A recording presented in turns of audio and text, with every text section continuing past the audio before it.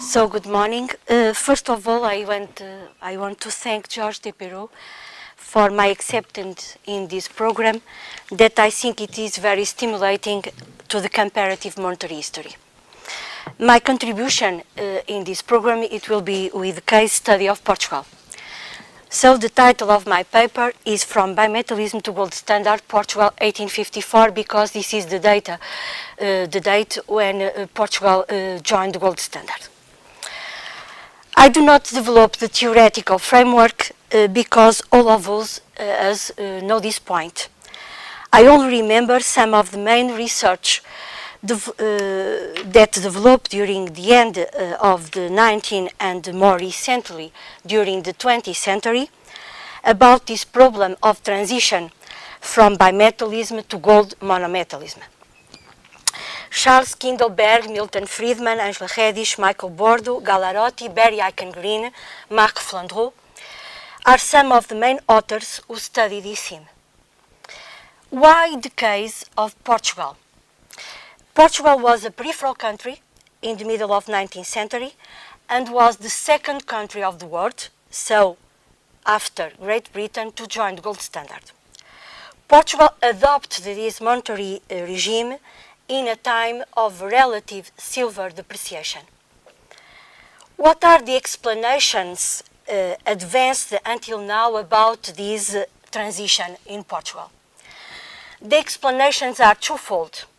The first one deals with network externalities. Barry Eichengreen, in his book Globalizing Capital, underlines that Portugal traded heavily with Britain. The second one was presented by my colleague Jaime Reis and highlights the dimension of English gold coins in Portuguese circulation.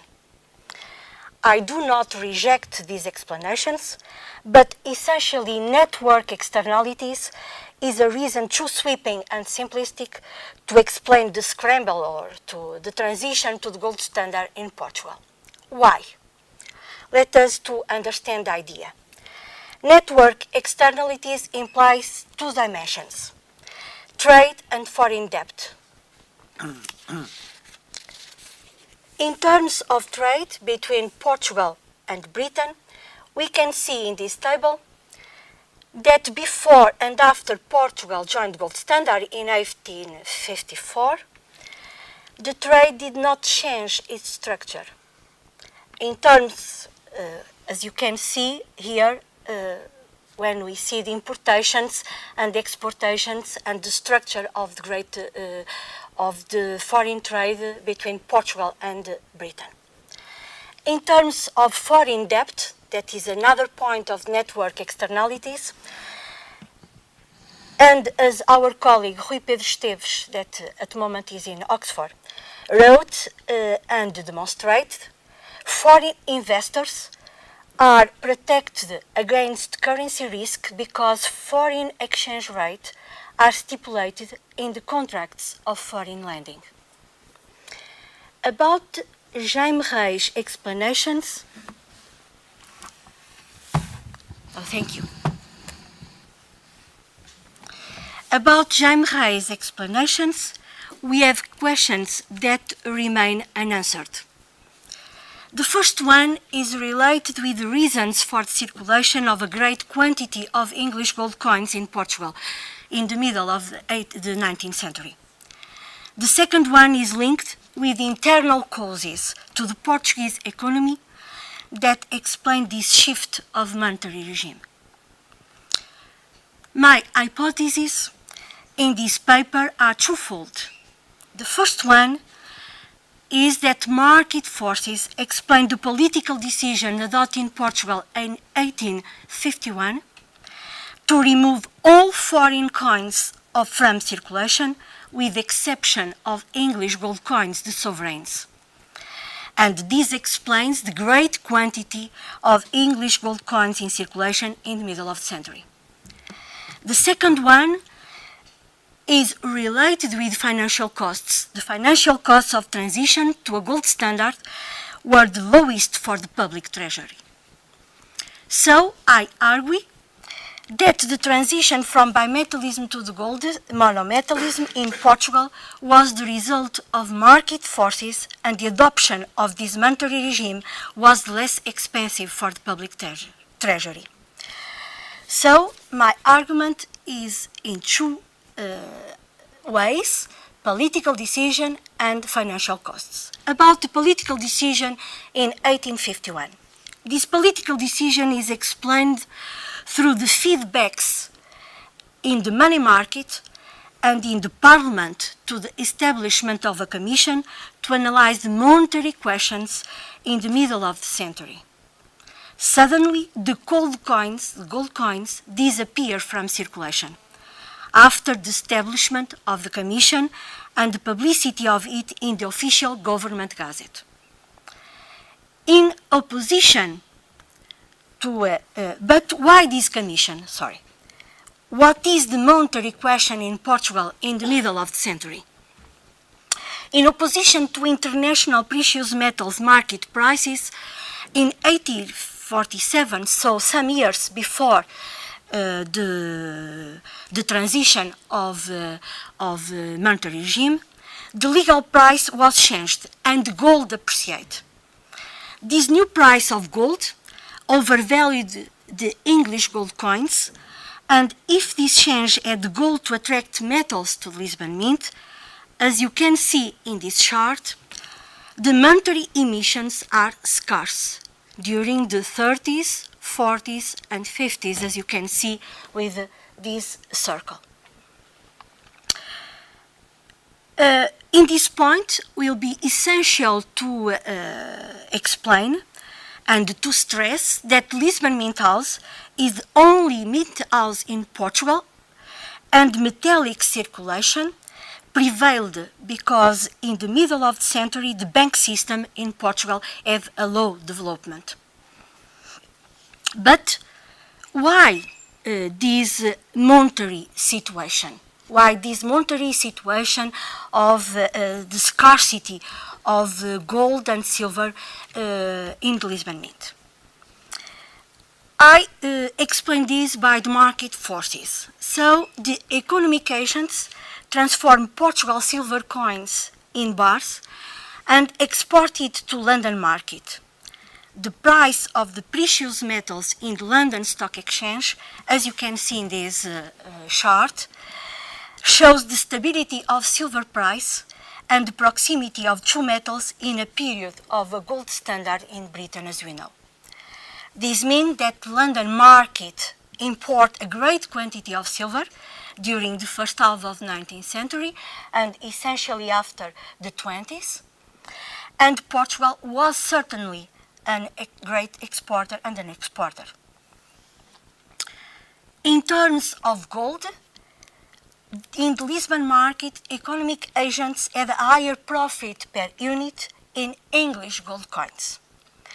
As you can see in this chart, we calculate the profit per unit during 1851.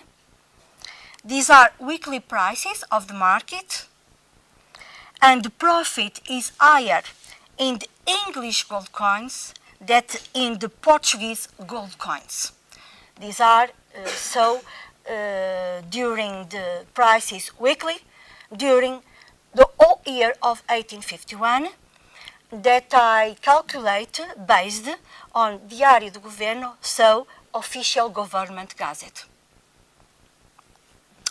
Therefore, the political resolution some years before we joined the gold standard in Portugal was to remove all foreign coins from circulation with the exception of the English gold coins, and to increase silver export tax from 100 to 1,000 reis. This is the monetary unit in Portugal during the 19th century, reis per mark.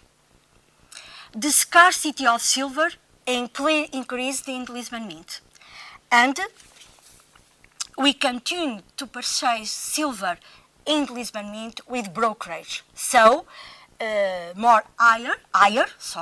higher than the meat price.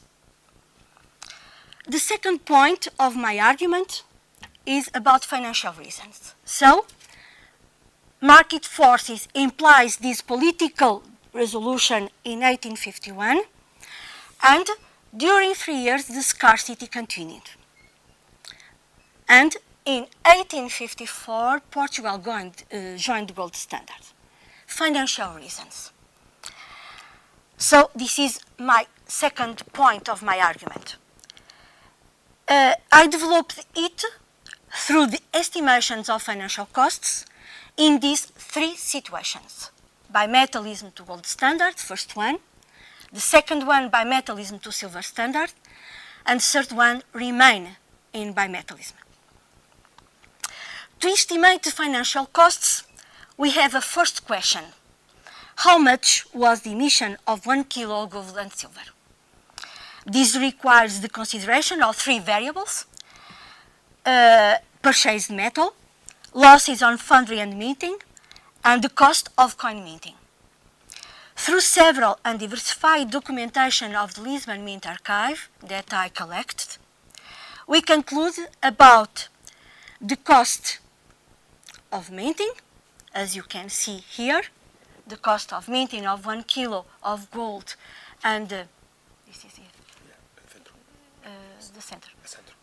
So 1 kilo of gold, as you can see, cost of minting, and after, if it is necessary to explain my calculation, I explain after.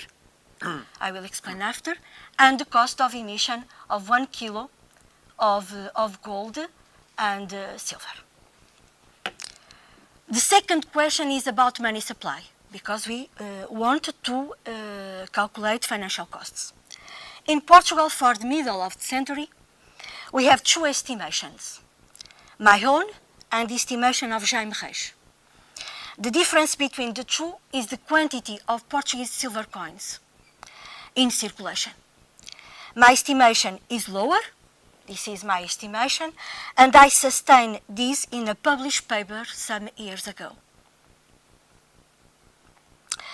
As we calculate the transition of bimetallism to gold standard, and here we contemplate 2 points, with the recoinage of sovereigns and with without the recoinage of sovereigns to establish the slide, and with the recoinage of sovereigns because we have a loss in the recoinage of these sovereigns in the Lisbon Mint House. We calculate after the bimetallism to silver standard, the costs increase, as you can see, because the treasury should change Portuguese and English gold coins in silver coins. And the last calculation, so we have here the total costs. After I have a table with the resume of these different calculations. And after, I calculate finally the maintenance of Portugal in bimetallism. Here, in this alternative, this implies more hypotheses, because we need to have values for other countries in bimetallism. France, it will be at the moment the best comparison for us. Why? Because if in the second half of the 19th century, the two countries, France and Portugal, diverge in terms of development, in the beginning of the 19th century, the degree of urbanization and the growth rate of GDP were similar, like Angus Madison's data show. Another point is that France was metallist. Some countries of North Europe, like Sweden, and I suppose like Denmark, but I don't know very well, had already a lot of banknotes in their money supply. So therefore, our evaluation was done with this data of Flandreau. So I calculate the structure, as you can see, the structure of gold and silver in 1854, because in this moment, France was more is more equilibrated in terms of gold and silver. This is the data of Flandreau of his work.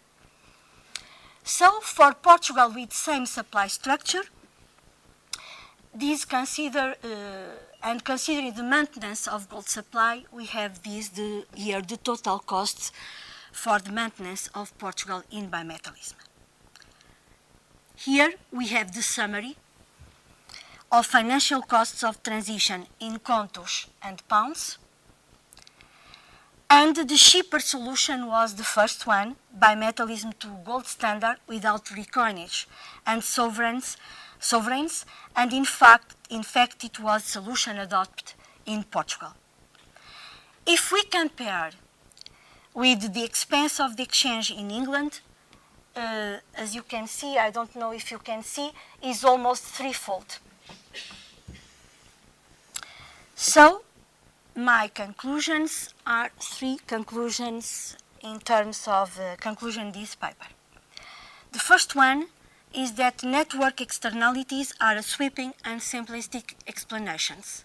So joint gold standard only because we have a lot of relationships with Great Britain. I think this is a good idea, but not a complete idea. The second one is that political pressure had influenced the decision, and this is explained by the political and social importance of groups, well, English gold coins, and or groups who traded in silver, and the trade in silver with Britain. The third conclusion is that the maintenance of bimetallism implied higher financial costs for the public treasury, and we assume that the least expensive financial solution for the state would not impact too negatively on the private sector. So this is my argument, and thank you very much for your attendance. So thank you very much for your presentation. Now we have time for questions. If you please.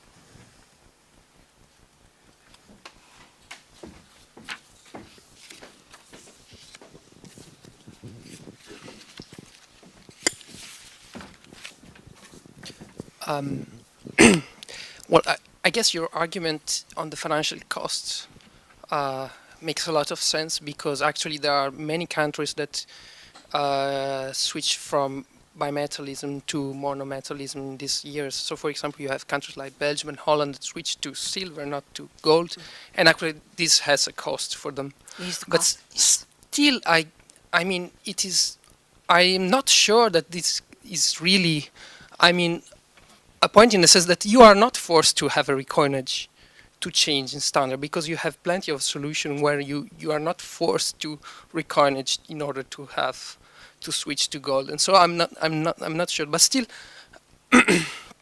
the point I want to make is that I think that in Jaime Reis articles there is another explanation, another good reason why you would like to keep contact with the London money market. That is that the Bank of Portugal can play a lot by importing directly not gold bars, but minted pounds from the London money market.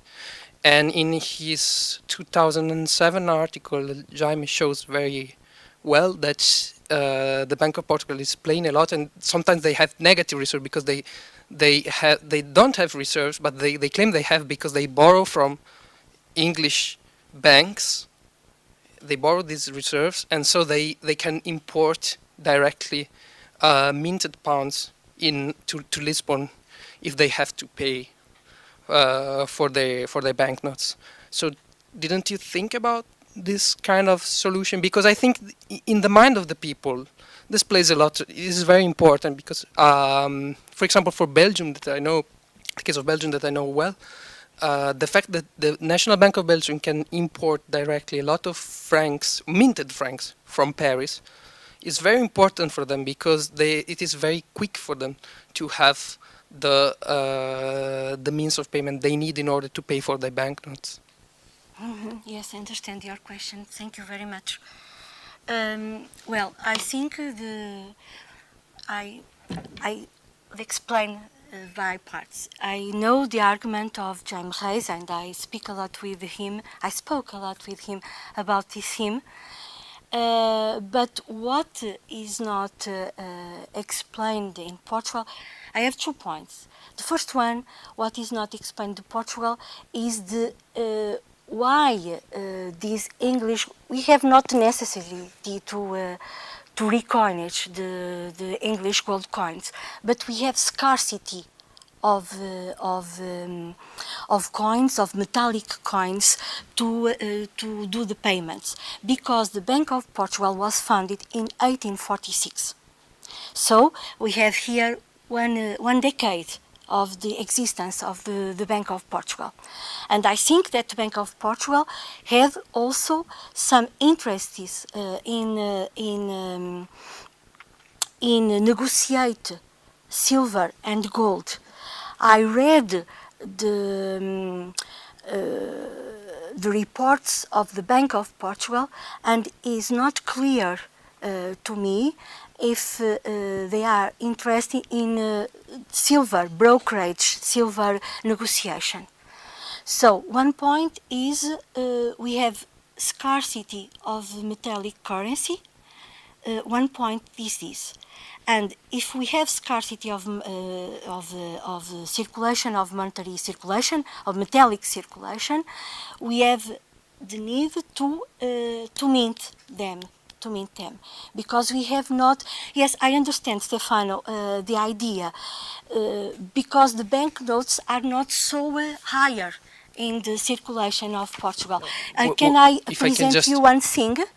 No, We have what I this mean is that you can have 2000. Yes, yes. the very same thing without recoinage by just revaluing foreign coins so that you import them because they are Yes, we overvalued. import, but this importation, as you can see here, this is the money supply in 1854, are the great money supply is the English gold coins.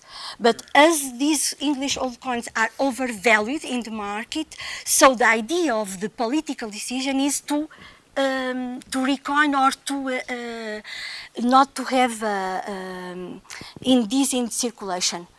Do you understand? So my idea is that the political decision is pressed in 1851 by these groups of silver in the silver market, and they have the English gold coins.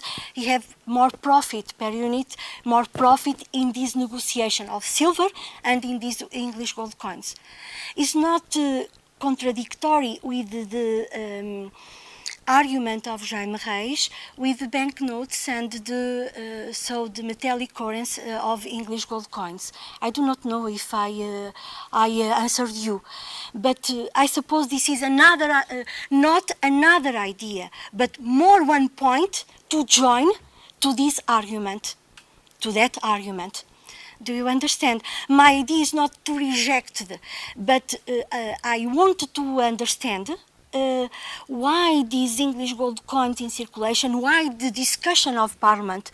I read all discussion of Parliament, and the idea of political idea is to not to have the English gold coins in circulation, because there's a lot of circulation of English gold coins and they are overvalued, as I explained before. So I suppose this is more one idea. I don't know if, Stefano, I answered to you. Yes? So, but we can speak more. More questions? Please, could you give him the microphone, please? Thank you. Thank you. Simple question. I understand the change from bimetallism to gold standard is the cheapest way to in the terms of cost by the administration. But I wonder the system can sustain the liquidity.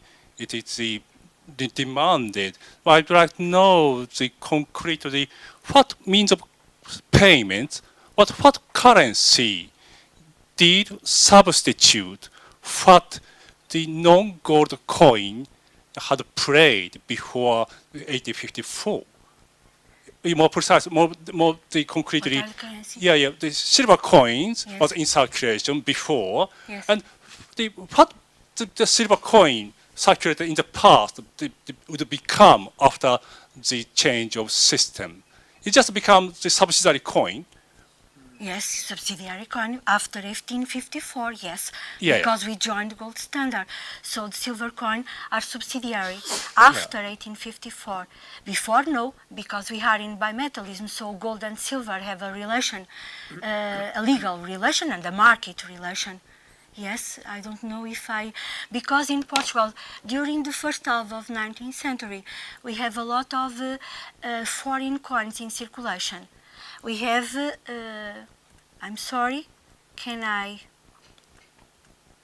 So we have some mint, in mint house, some mint of gold and silver, but we have also, with legal tender, a lot of foreign coins in circulation. But after the 30s, the English gold coin increased in circulation after the 30s, 40s. We import a lot of English gold coins. So, and the English gold coins, like others foreign coins, have legal tender. But during the 1850, the political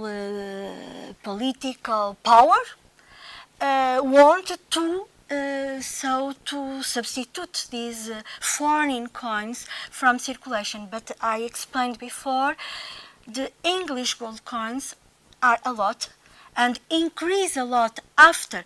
May I explain one thing also? Because, I'm sorry, because we have here a lot of English gold coins here in the money supply, but this increase a lot after the decision, the political decision, and this political decision is explained by market forces. I don't know if I'm clear. Do you understand? So we have here 3 years of break between the political decision and to join the gold standard. And like Stefano told me before, so we have here a break of 3 years, very important to increase both. This is an idea to present the money supply before this in 1854. I don't know if I'm clear. My argument is clear. I don't know if I answer you. No. Not always. Not all. Yeah, because the what gold coin can do is not always what silver coin could do. And I suppose the foreign silver coins they consist of some part of the silver, the currency circulation before the reformation. So the demonetization of foreign coin it means decrease of liquidity in this sense. So the decrease must be complemented by other solutions. So that's why I ask the elasticity of supply of the silver coin is in becoming as subsidiary coins. So if the elasticity is enough, it's okay because the liquidity shortage could be avoided. But if not, regardless the cost of minting is increased or decreased, the society, especially local market, they would have possibility to suffer from the shortage of liquidity because through the demonetize the foreign silver circulation. But we have not a lot of silver circulation because the silver circulation, as I explained, we have here the transformation of silver coins to drain of silver bars for the London market. This is my argument. This is my hypothesis, and I explain this in my paper. So we have not a lot of silver coins in circulation. We have scarcity of silver coins. The silver, it's very scarce, but we can speak after. Yes, you mentioned that the gold coins, the English gold coins, were overvalued. Yes. Were they overvalued in Lisbon or also in London and other places? And up to what point does the purchasing power parity have to do with this overvaluation or undervaluation of gold, English gold coins? Yes, the overvaluation, if I understand your question, the overvaluation is after this overvaluation is after 1847, and is the overvaluation in the Lisbon market and comparing with the Portuguese gold coins in terms of intrinsic value. So we have overvalued. You don't understand? No. No, yes, I do. But up to what point does because the value of coins depends also on the price levels of both countries. Up to what point the purchasing power parity principle can explain this the discrepancy between? No, we have here. So. Not the purchasing power parity. We have here groups, economic agents that have English gold coins and Portuguese gold coins, and we have here overvalued this legal price will change, and gold depreciation and silver depreciation, and so we have in terms of weight. The English gold coins are overvalued. This extrinsic value is higher than this intrinsic value. So, and comparing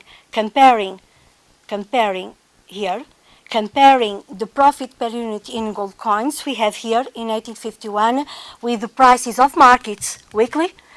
So we have a profit higher to the English gold coins. And this overvalued is comparing the intrinsic value to extrinsic value. In the market and the prices in the market also. Yes? Yes, but in some cases the metallic content of the coins, we saw it with Kuroda's presentation already, is secondary to other factors such as purchasing power parity. But it means that you have two prices for gold in this one. In this one. Gold It is legal price and after the market price. Stefan, sorry. Yes? We have legal price. So we have here, I'm sorry. It is here. We have the legal price. This is the parity, the bimetallic pair of the ratio from gold to silver. And what I showed in the chart are the market prices, not legal prices. I'm clear. So we have here the English gold coin overvalued, and with market prices with profit per unit higher than the Portuguese gold coins. This is the game between the legal price in bimetallism and market prices. No, you are not convinced. Yes. Sorry.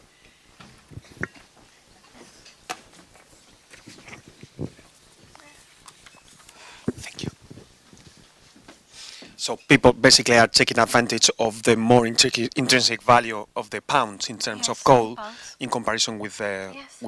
the same money with less intrinsic value Intrinsic value. in the free market economy, I mean. So sorry that I have to interrupt this very interesting discussion now. We can follow the discussion during the lunchtime. And thank you very much, Rita, Thank you. for your presentation.